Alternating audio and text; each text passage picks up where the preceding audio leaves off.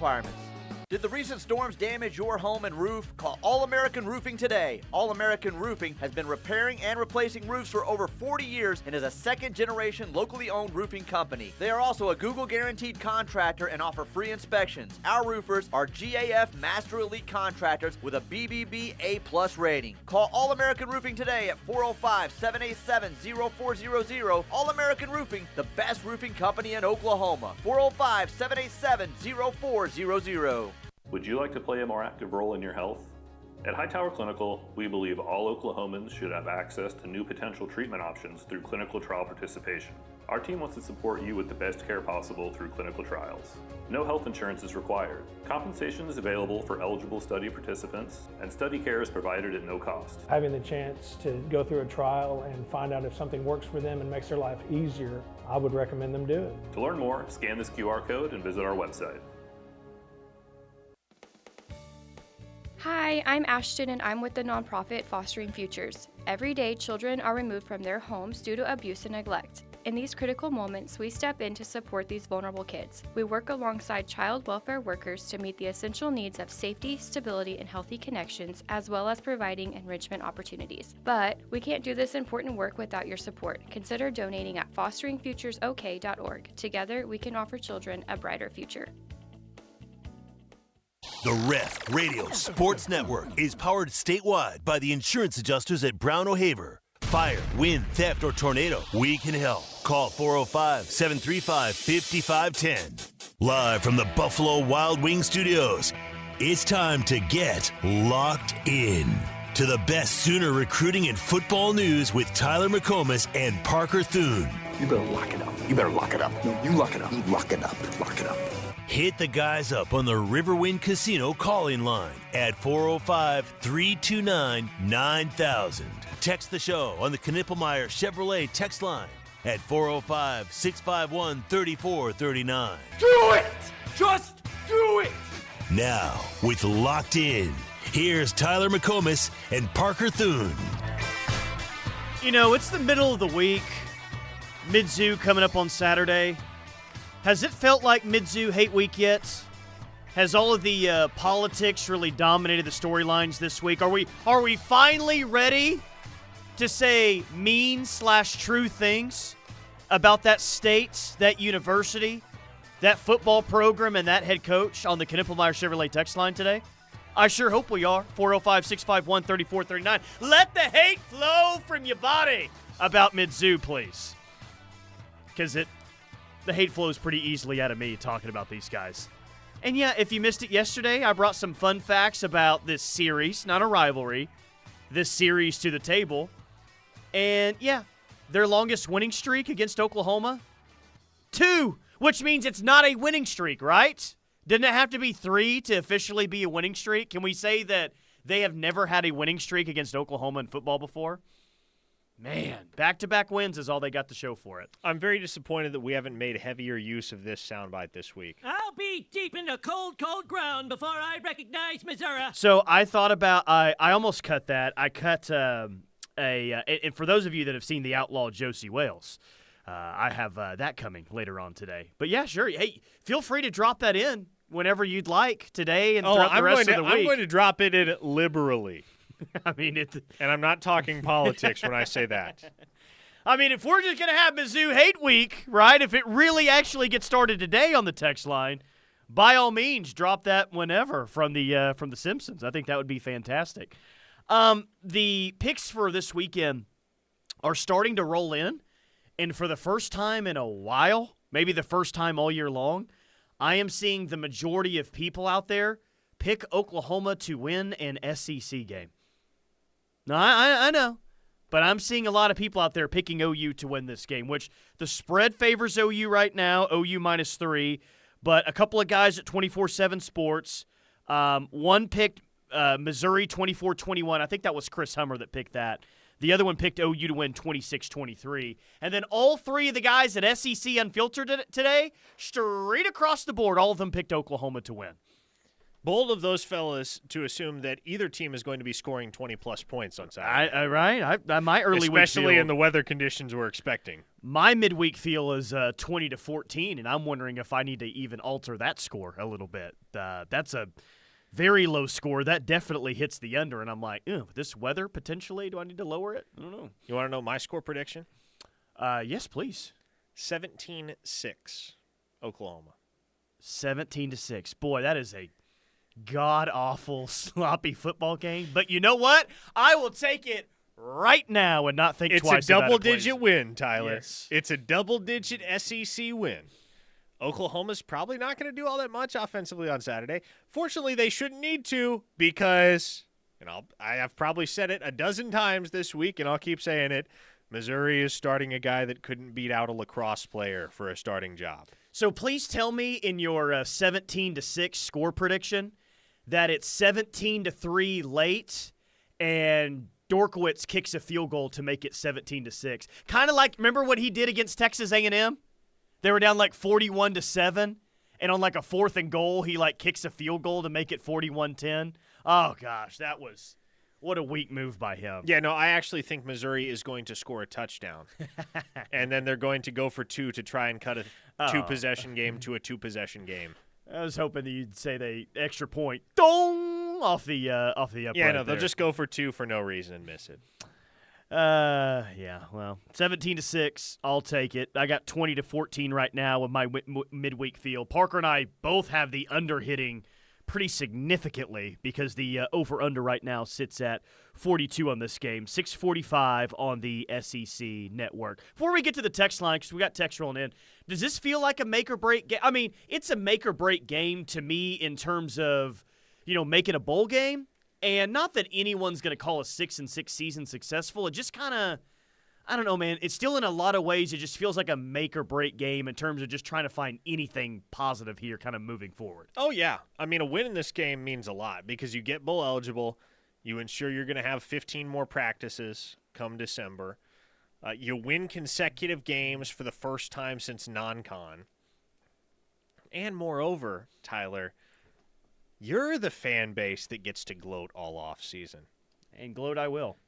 The last thing you want is for Missouri to win this football game, and those fans don't let you forget it for the next 11 months. So a lot of people compared this game. It's like, okay, well, you're losing the Bedlam game, but the way that Missouri fans kind of act and how much you've dominated that historically and, God, how annoying these people are. Don't you remember a lot of people kind of comparing this game to the yearly game with Oklahoma State?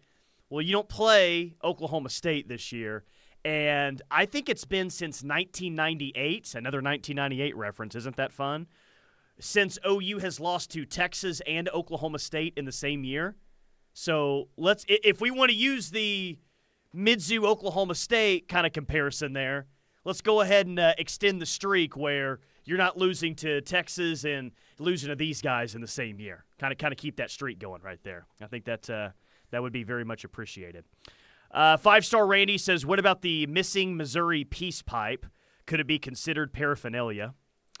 I reported yesterday that the peace pipe between these two teams disappeared in a meth explosion outside of Columbia, Missouri. So I only am reporting that right now. But there is a story back from 2015 about the case of the missing peace pipe, which these two teams used to play for.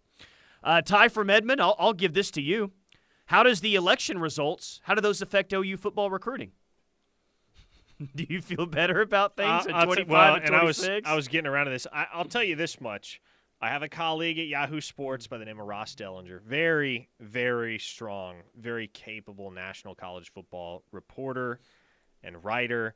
He actually wrote a very, very interesting article on Monday afternoon called Why This Could Be the Most Consequential Election in College Sports History. Nice, okay. Because obviously there's a lot on the table in terms of legislation. It's a pivotal time in collegiate athletics, and the first election cycle since maybe not the first election cycle of the NIL era in technicality, but for all intents and purposes, the first election cycle of the NIL era as we know it, if we're talking practical as opposed to theoretical, because it did take a little while for everybody to kind of get their feet underneath them in the NIL era. But Ross wrote this article Monday. It breaks down several different aspects of the whole conversation, from Title IX to revenue sharing.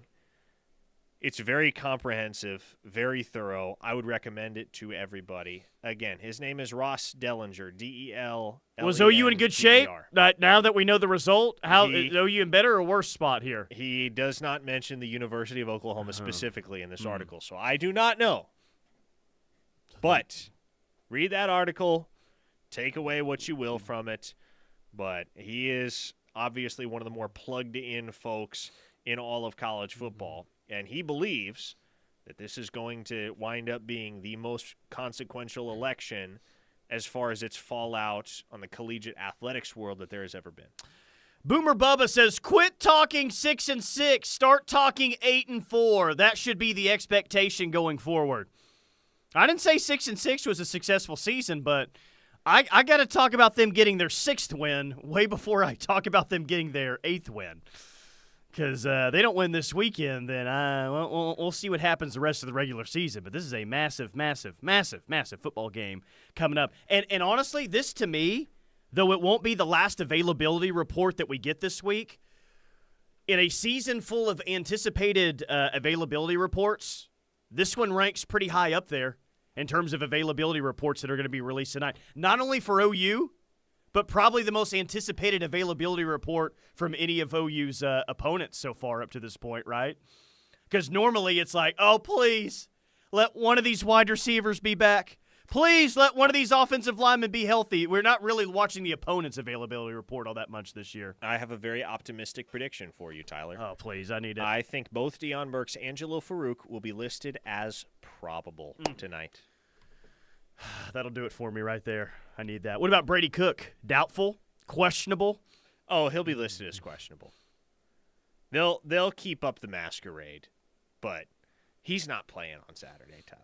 He's not playing. Yeah. Mr. 405 says, please read this in the country accent. Pro-Democrat, pro-Republican, no, pro-figure out the dang offense. Yeah, I can get in that party right there.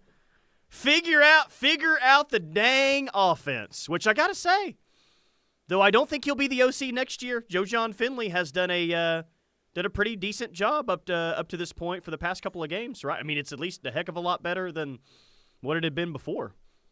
Hey, oh, look at this. J-Dog and Amarillo says, John Thune going live on Fox News right now. That. Should we take it? We should take it, Should we take it live?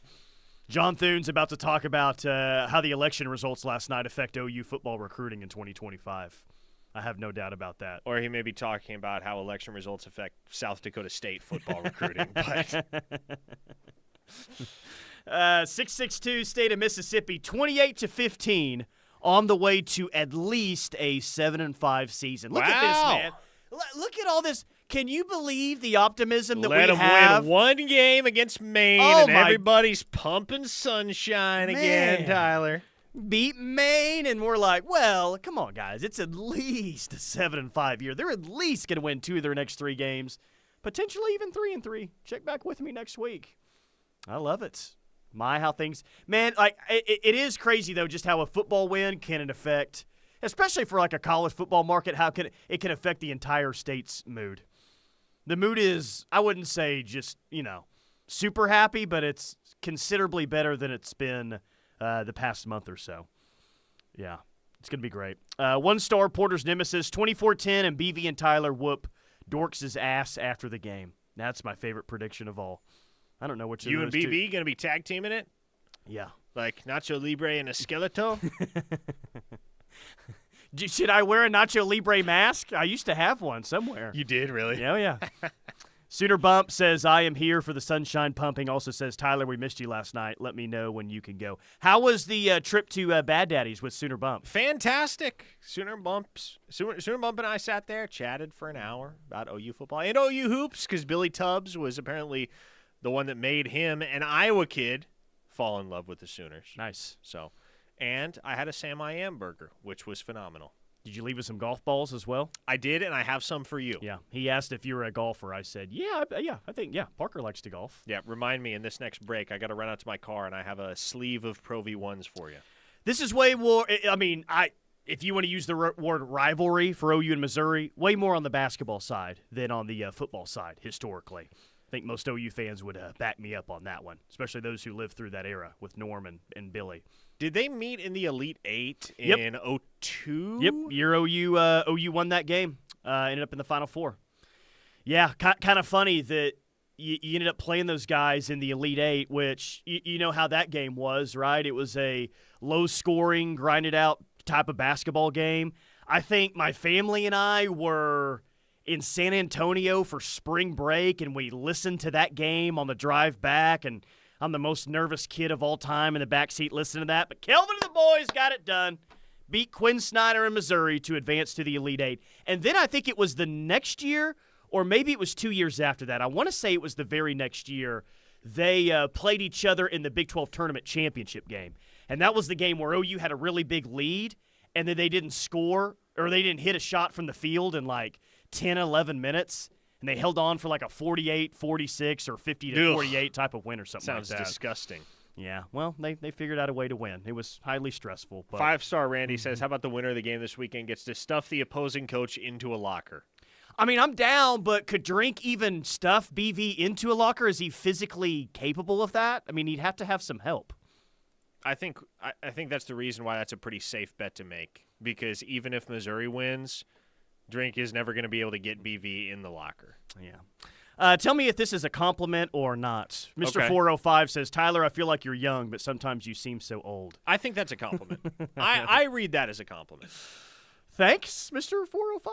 Thanks. Yeah. Tim from Nebraska, we won last weekend. We'll never lose again. LOL. Yeah, that would be cool as well if that happened. Be a 9-win football team. I did ask for some score predictions on the YouTube live chat. And? RGK86 says 35-21 OU. Joe John Finley starts to make his case for OC. Clemma14 says bring on the meth zoo trash talk. Cherokee Sooner says 24-14. Here's a 24-17 OU. Jimmy Satterfield says 27-17 OU. And Hobby Sooner says, has anyone seen the availability report yet? Not yet, Hobby Sooner. Not going to be released until later tonight. 7 p.m. or relatively soon thereafter is when the availability report's going to come out. Chris Tate with the fun question. Most hated player from Missouri. Mine was in basketball, Jason Sutherland. That one's going to be popular. The OU and Missouri basketball games were more heated than football. They only have 4 wins against the Sooners in football since 1981. But hey, if people want to consider this a rivalry, then more power to them.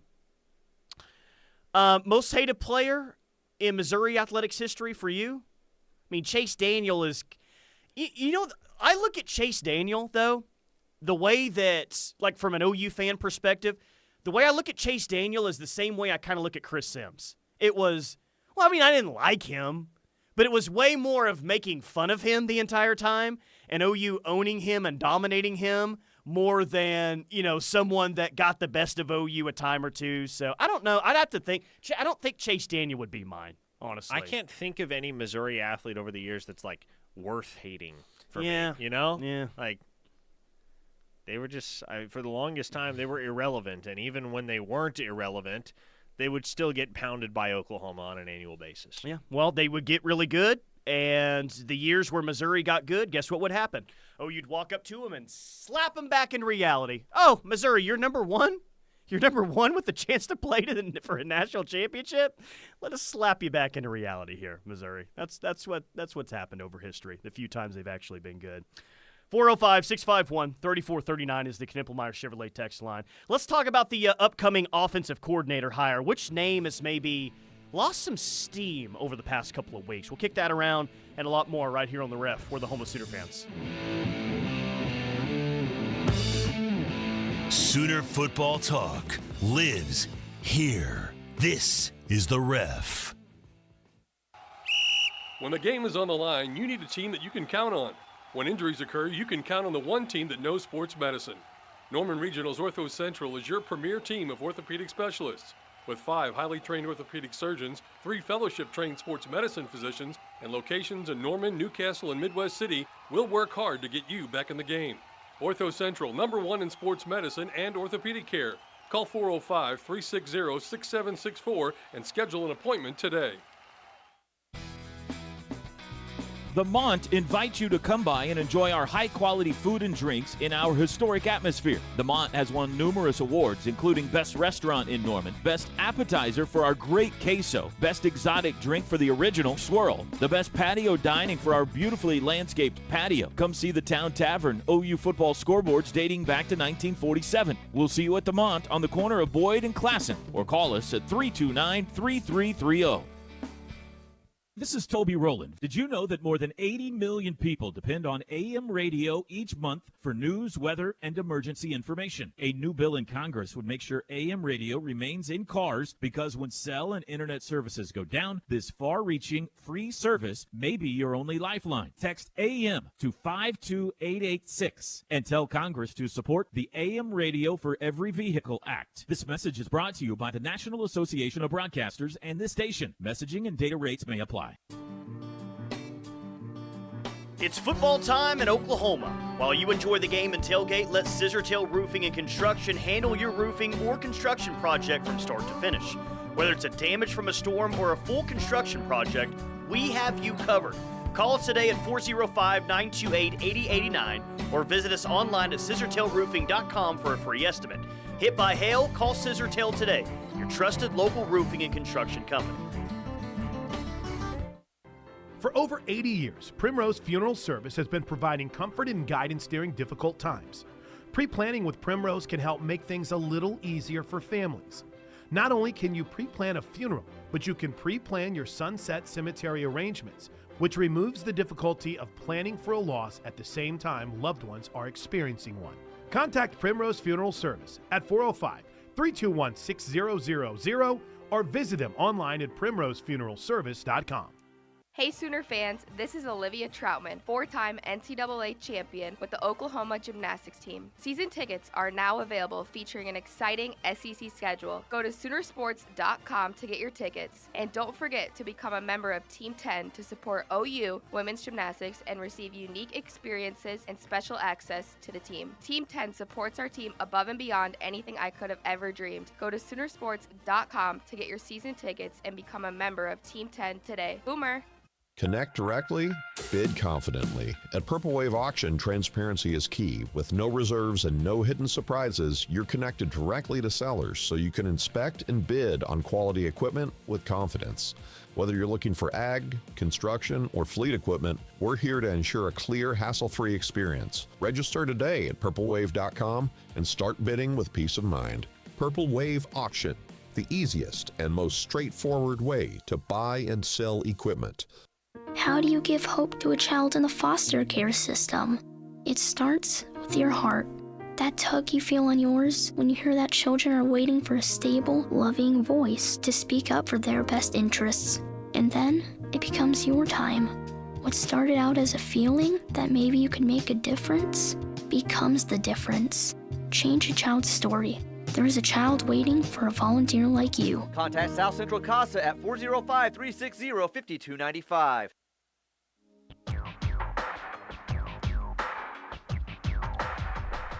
Locked in with McComas and Thune, live on the Ref for the Homeless Sooner fans. Tyler McComas, Parker Thune, the Ref Army, listening worldwide via the free KREF app. Just search KREF in the App Store. Lincoln, Nebraska's tuned in today. Lakewood, New Jersey. Blackstone, Virginia. Cleveland, Ohio. Holton, Kansas. Tupelo, Mississippi. Paris, Texas. Jacksonville, Florida. Newkirk, Oklahoma, all tuned in via the free KREF app. And if you're watching us on YouTube Live, just search KREF Sports. You can see that the Ref Army locator, brought to you by Horns Down Apple Pie. Sweet-looking bottle with the upside-down longhorn right there. Really cool design. Connor Pasby signs up on the taste as well, as do I.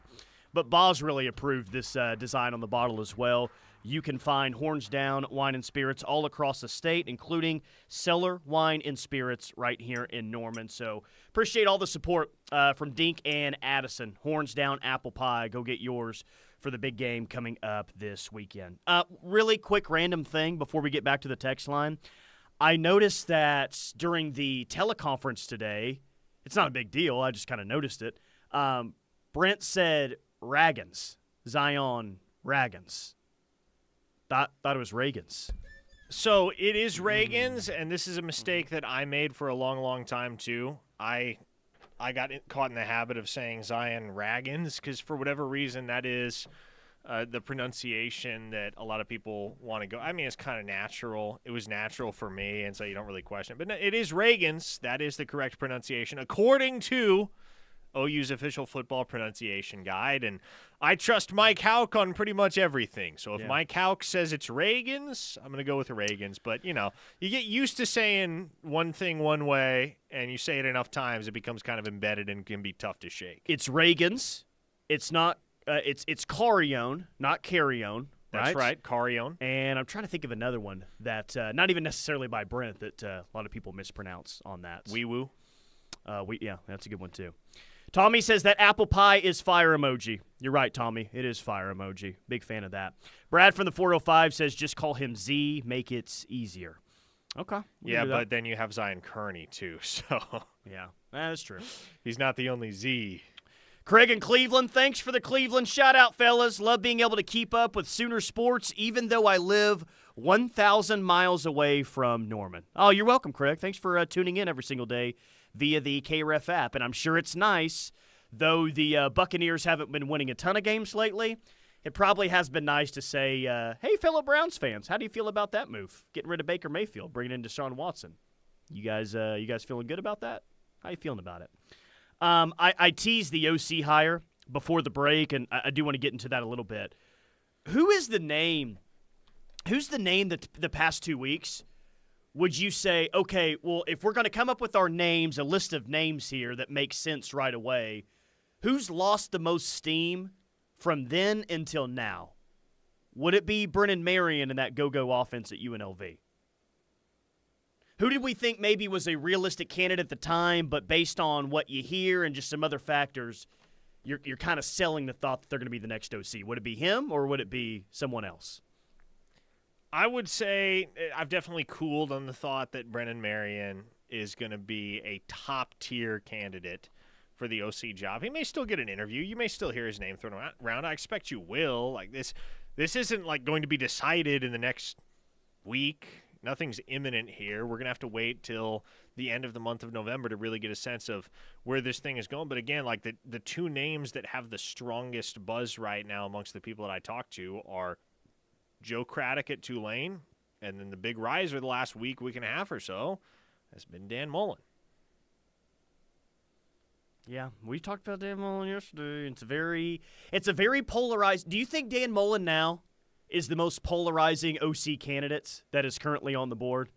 Because everyone knows about Dan Mullen, I think, right? It's not like, well, I don't really know much about Joe Craddock. Well, I don't really know much about Mike Shanahan. I mean, I know he's the Indiana OC. I feel like Dan Mullen is the candidate that people know the most about, which is going to create a strong reaction one way or the other. Either you hate the fact that, maybe he wasn't the best recruiter at times at Florida, or you love the fact that he's got a lot of SEC experience and head coach experience as well, and put together some pretty good offenses at both Florida and Mississippi State. I feel like he's the most polarizing name that is currently out there. Seems like we felt that yesterday on the text line when we mentioned his name. Yeah, I mean, that's a hire that obviously it's not going to make everybody happy because there are those that would see it as a retread type of hire. But to me, that's a swing for the fences and connect type of hire because it's not at all speculative with a guy like Dan Mullen. There is a long, extensive track record of success. He's got national championships. He's been a head coach and a successful one. Florida probably ran him off a little bit too soon, and they've paid the price for it based on the way that Billy Napier's tenure has unfolded. To me, especially if you can go land a guy that has, a decade of SEC head coaching experience as a coordinator, I have no qualms with that, Tyler, none whatsoever. Do you have an issue with, that's a retread hire. Is that a retread? I mean, you're not hiring him as head coach. Well, you're hiring him as offensive coordinator. Exactly. And to me, that's exactly kind of where I stand. Is it's one conversation, and this goes back to the recruiting thing. Like everybody's hang up with Dan Mullen is, well, he doesn't like to recruit. That matters a whole lot more if he's a head coach. If he's an OC, like I was saying earlier in the week, he's got to recruit one guy every cycle. He's got to recruit a quarterback, and that's it. And trust me, with the proverbial skins that Dan Mullen has on the wall, recruiting one quarterback a cycle is not going to be a difficult thing, especially when you got guys these days like Kevin Sperry and like Jaden O'Neal, and you want to look ahead to the 2027 class, even a guy like Peyton Houston, where they just love OU for its cultural foundation. They love OU for what the football program is, not for any one particular coach or offensive scheme or what have you. They love OU for the university's sake, for the football program's sake. And so I don't have that concern with Dan Mullen. I think there is a stigma associated with hiring any coach that has been a head ball coach before and has gotten fired. Yeah. Has had to leave a job not of his own volition, but because he was compelled to exit. And you're never going to be able to shake that. Look, that's on your resume now. It is what it is. You're not going to be able to change what happened at Florida. But if Dan Mullen is if he's the same offensive mastermind that he was for all those years at Florida and then at Mississippi State, then make no mistake, Oklahoma's going to start winning and winning big, and at that point, nobody's going to care anymore. He was 69-46 at Mississippi State. Of course, they were the inaugural number one in the first ever 14 playoff rankings back in 2014. I think a lot of people remember that. I'm just going back and looking at his resume as a coach. He was he was GA at Syracuse in 1998. He was a GA at Notre Dame in 99 and 2000. Quarterbacks coach at Bowling Green 01 to 02. I'm trying to think of all the quarterbacks that he would have coached throughout his career. And if you want to give him credit for all these guys, I mean, do with it what you will. Yeah. I'm just presenting the information. So 03 and 04 at Utah, he would have had Alex Smith there. That is right? correct. Then he was the Florida OC/quarterbacks coach from 05 to 08. So we're talking about Chris Leak. We're talking about Tim Tebow there.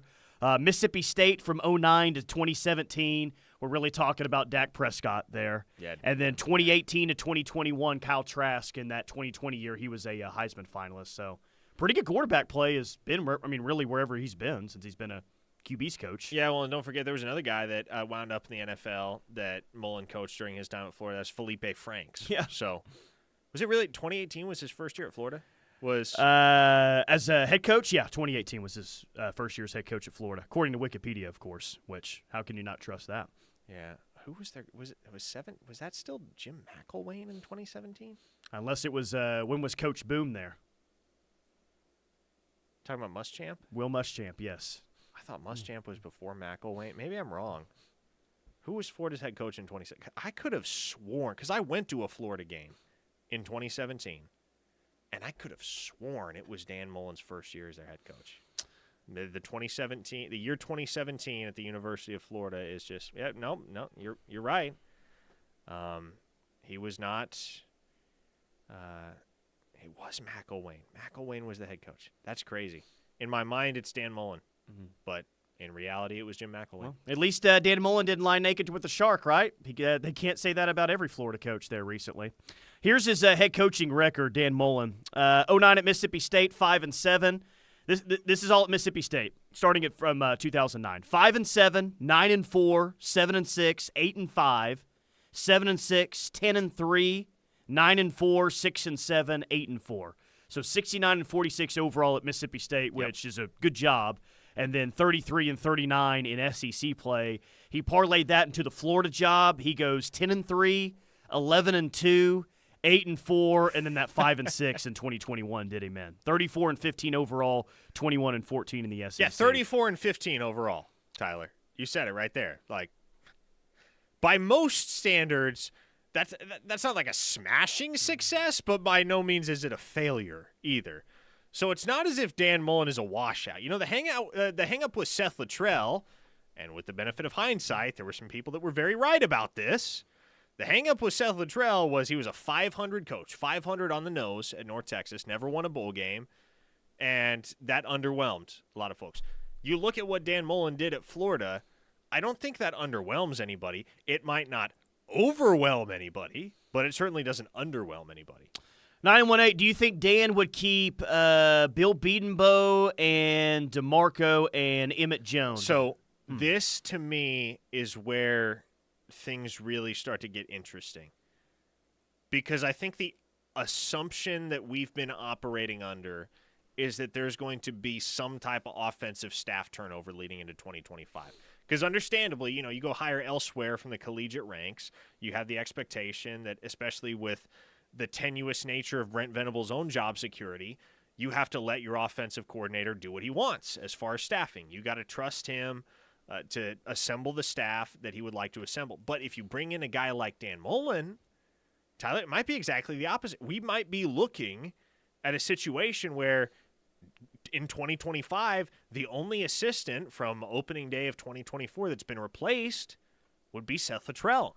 Theoretically, Joe John Finley could stay put.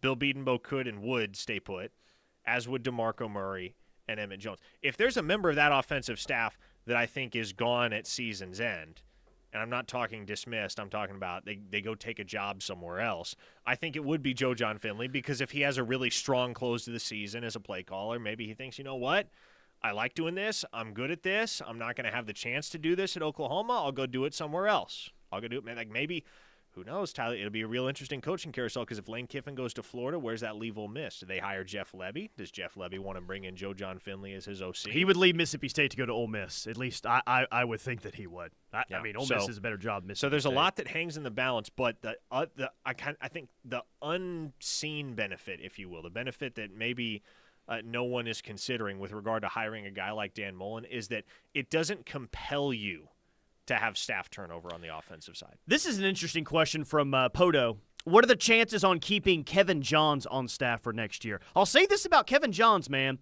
You know what Jackson Arnold said last night about him, which he kind of like stayed out of the way before he was elevated, right? Yep. Didn't want to step on any toes. But clearly he's looked better as a quarterback since Kevin Johns got promoted. Now, there could be a myriad of reasons why that's the case, but hey, maybe it's not a coincidence. They elevated Kevin Johns and the quarterback play looks a lot better. If this continues from here on out the way that it's looked the past 2 weeks, I mean, Kevin Johns has already had a pretty decent resume, including what he did at Duke, but Kevin Johns' stock is, faring pretty nicely right now based on what he's been able to do the past couple of weeks. I think Kevin Johns, and it's early, and maybe we're being prisoners of the moment, but from everything I've heard on Kevin Johns, man, he has been a godsend for this program. And I mean that, Tyler, because if you don't have Kevin Johns on staff right now, who is coaching the quarterbacks after Luttrell's dismissal? It is in the hands of J.P. Lossman at that point, and of a couple of you got Jack Lowry, who's an off-field assistant, and then Ty Hatcher, who's a grad assistant. None of those guys are necessarily qualified, any more so than Seth Luttrell was, to be coaching quarterbacks. I think they all bring value to the table. By no means am I suggesting they're like incompetent, but what everybody has commented on with regard to Kevin Johns is that you can tell he's been around the block. You can tell he's been coaching college football for a quarter century, because it shows in the things that he knows and the things that he teaches. Okay. So I don't think it is an exaggeration to say that Kevin Johns' addition to this staff, as insignificant as it might have seemed back in, March or April when he came on at Oklahoma, a huge deal. And I think he's absolutely somebody that you ought to try and retain moving forward. Oh, I bet they do. I bet they do. Let me read a few texts. We'll hit a break. Nick Saban loved those kinds of coordinators. Sign me up, says a 3-1 texter from Kansas. 580 Saban had several OCs that were retreads. There ain't no doubt about that, man. That's true. Mike S. says, don't rehash an older coach that doesn't recruit. Go get an up-and-comer. Well, going back one text. You know, a great example of a Saban, quote-unquote, retread hire for OC, Steve Sarkisian. Yeah, look at him now. Bingo. Yeah. All right, 405-651-3439. We'll get to more on the Knippelmeyer Chevrolet text line. More OU football as well, right here on The Ref.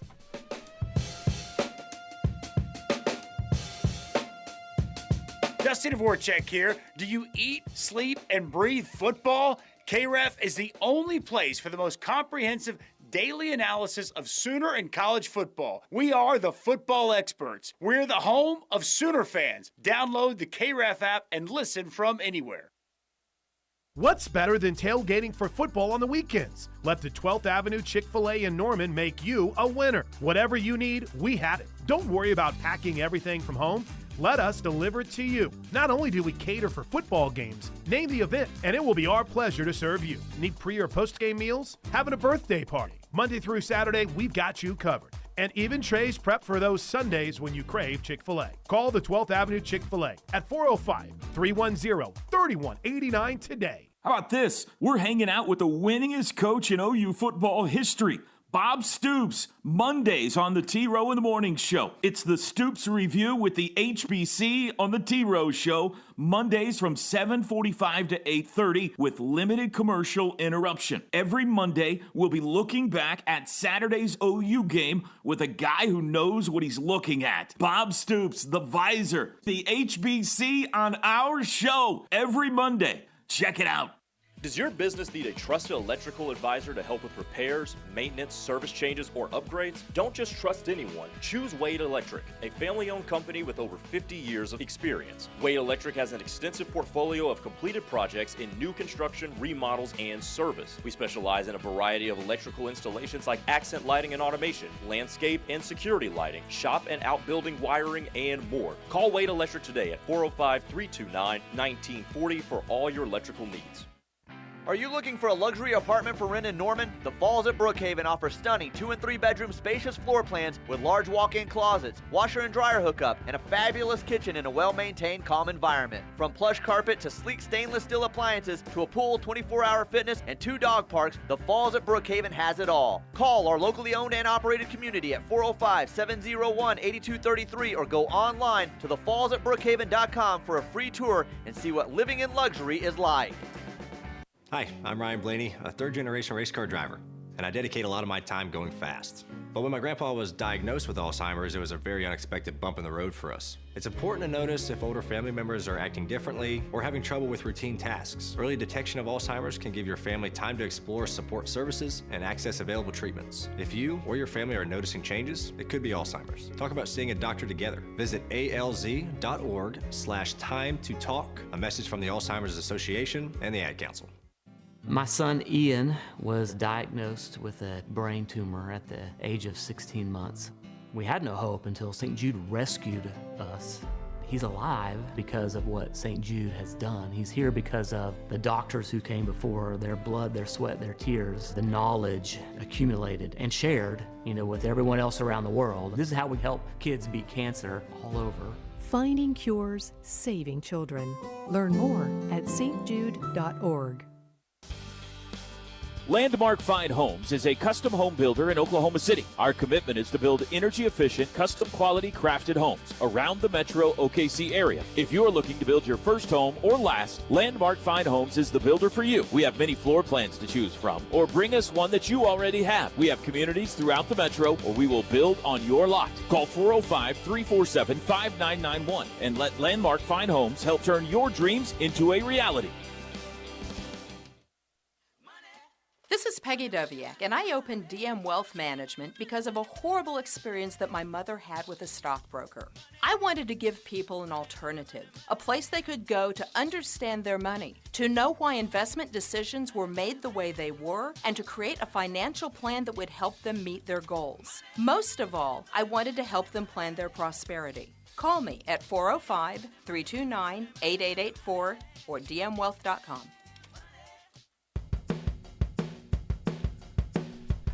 Dorsey Jones Buick GMC in El Reno, bringing this hour of Locked In with McComas and Thune. Dorsey Jones, they pride themselves on having the best service technicians and friendly service advisors that put your needs first. They have half-price oil changes on Saturdays. Go check them out in El Reno. That's Dorsey Jones Buick GMC. Interesting question on the YouTube chat.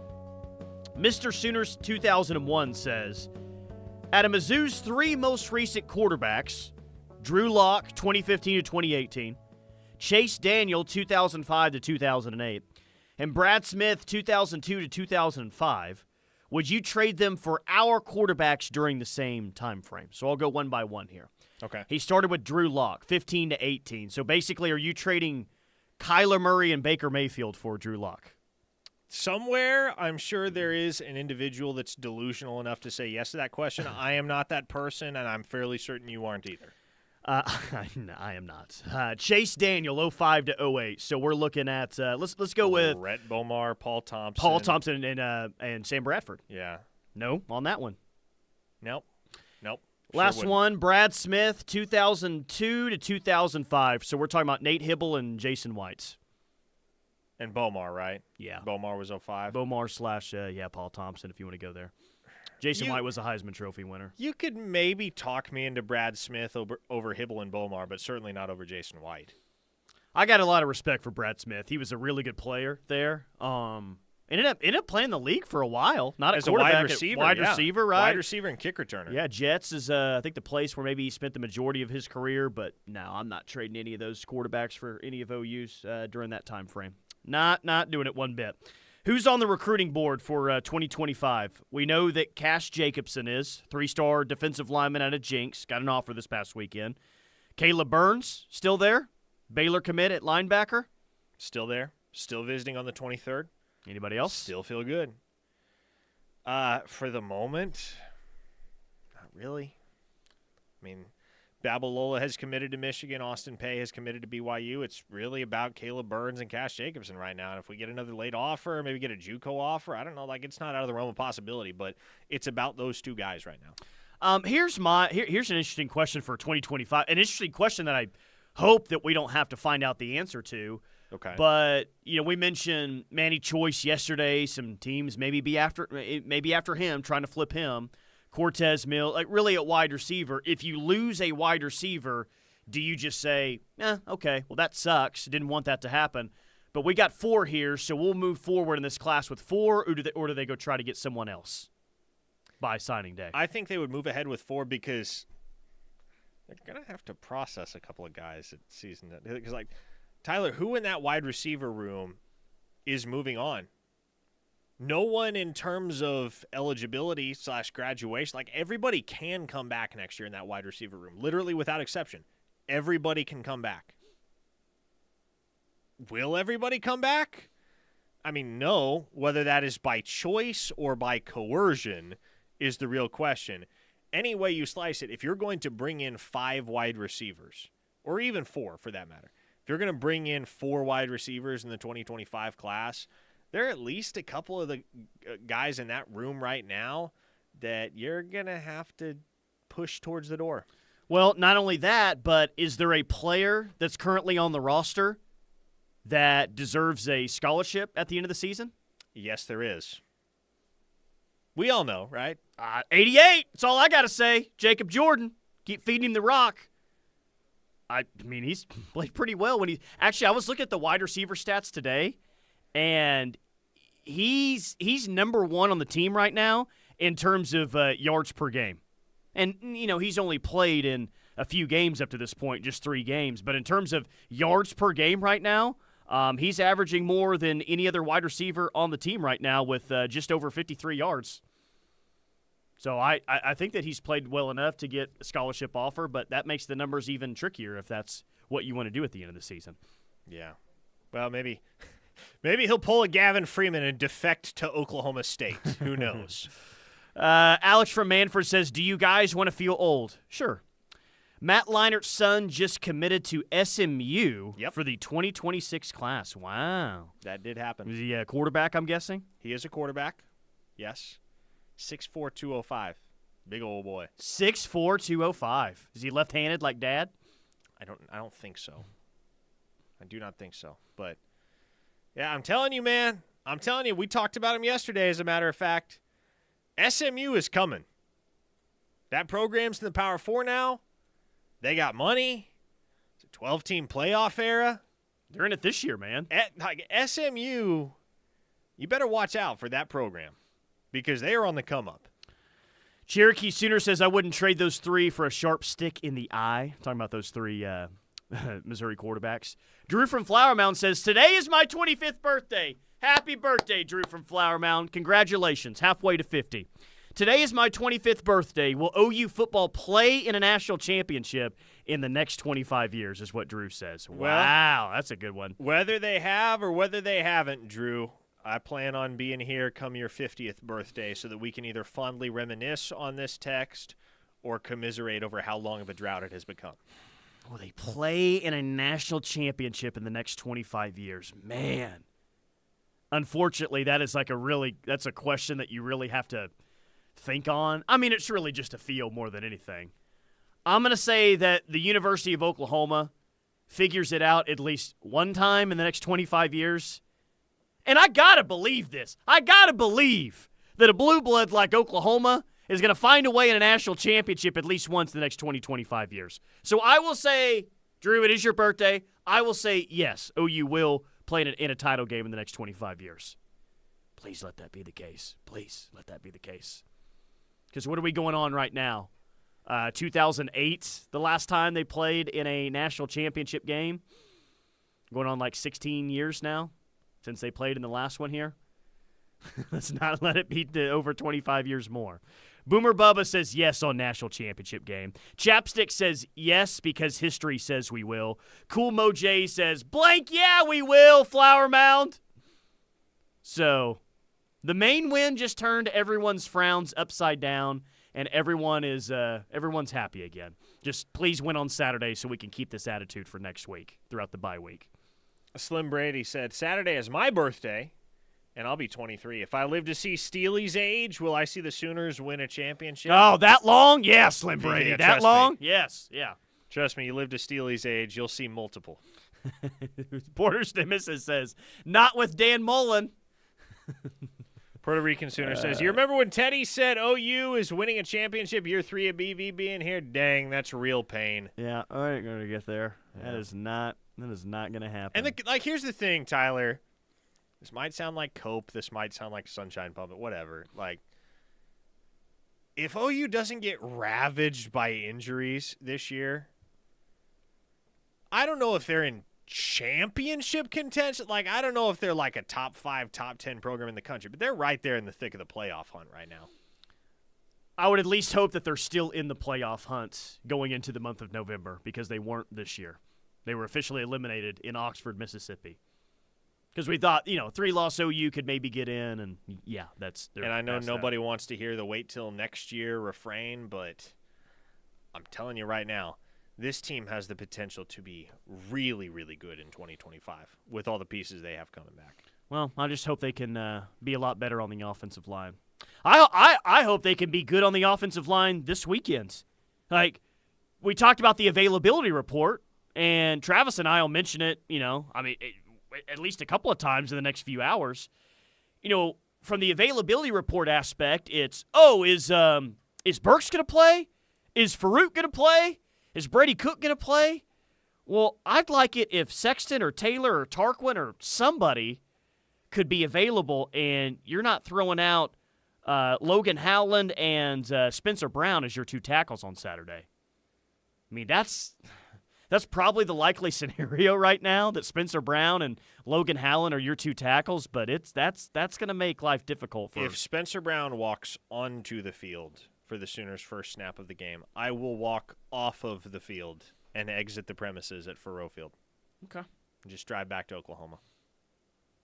Is that because you don't want to watch it, or you're that confident that those won't be your 2 starting tackles, or both?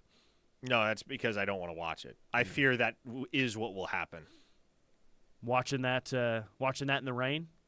Yeah, it sounds miserable, Tyler. What a Saturday That's night an experience that would I would not wish upon anybody. The weather sucks, and you have to watch Spencer Brown? Absolutely not. Puerto Rican Sooner, my dead grandma can get a couple of sacks if she's lined up across Spencer Brown. Jeez. God. Even Connor's laughing at that one. 1-star Porter's Nemesis legitimately think the defense will be significantly better next year than this year.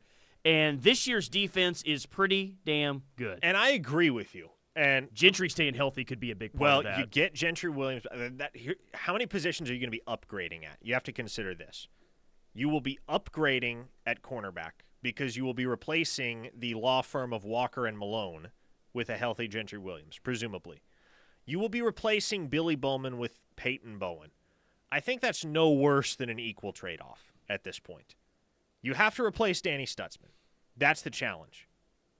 But everywhere else, Tyler, everywhere else on this defense, you ought to be just as good, if not significantly better. And, oh, by the way, Kendall Dolby's coming back. Well, here's my question for next year's defense. And maybe we don't know the answer to this just yet. Though he was in here a few weeks ago and he kind of let on that he's at least seriously thinking about it. Where's Dominic Williams playing next year? Is he playing in the league or is he playing at OU? I think he's back at OU. If he's back at OU, that's a big deal, man. That's a big deal in the middle of your defense. The way that David Stone is really starting to progress, what Jaden Jackson has given you, you'll be tough, man. You'll be tough on the interior of the defensive line next year if you can get him back. But getting Dolby back for sure, getting Gentry Williams back, if both those two can stay healthy throughout the entire year, that'd be pretty big time. Cherokee Sooner says, rest in peace, Grandma and Spencer Brown. I can't believe you said it. I can't believe you said that, Puerto Rican Sooner. Jeez. 405, headed to Columbia for the game as well. What are your thoughts on the route to get there? I-35 or I-44? I will be going through Kansas City. Go I-35. Go I-35, for sure. I haven't been to Columbia in 22 years, but we rolled through Kansas City last time, and that's my plan this time as well. I have never been to Columbia. Not once. This will be my inaugural trip to Columbia, Missouri. And you're not staying there on Friday night, right? No, I'm staying in Kansas. You think I, of all people, would stay in I'm Columbia, not either. Tyler? There's probably a bounty on my head. I've said a lot of things on that SEC podcast about those guys. And if I know SEC Mike like I think I do, if this doesn't go the way that I wanted on Saturday, he will tweet things that I said at SEC Media Day Out, and it will not be good. It will not be good for me. So you need to win. Need to win. Puerto Rican Sooner said, hey, man, she had a little wiggle back in the day. That's going to be a thing now from here on out on the text line. I could already feel it. Another great point from Porter's nemesis.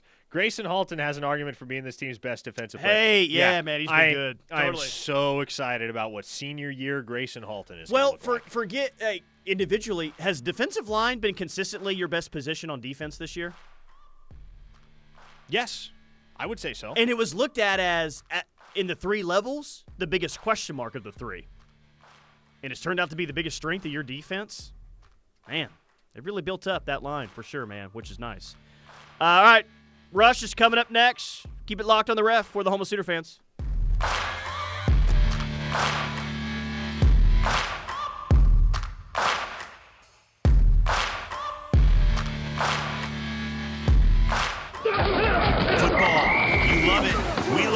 You live it. We live it.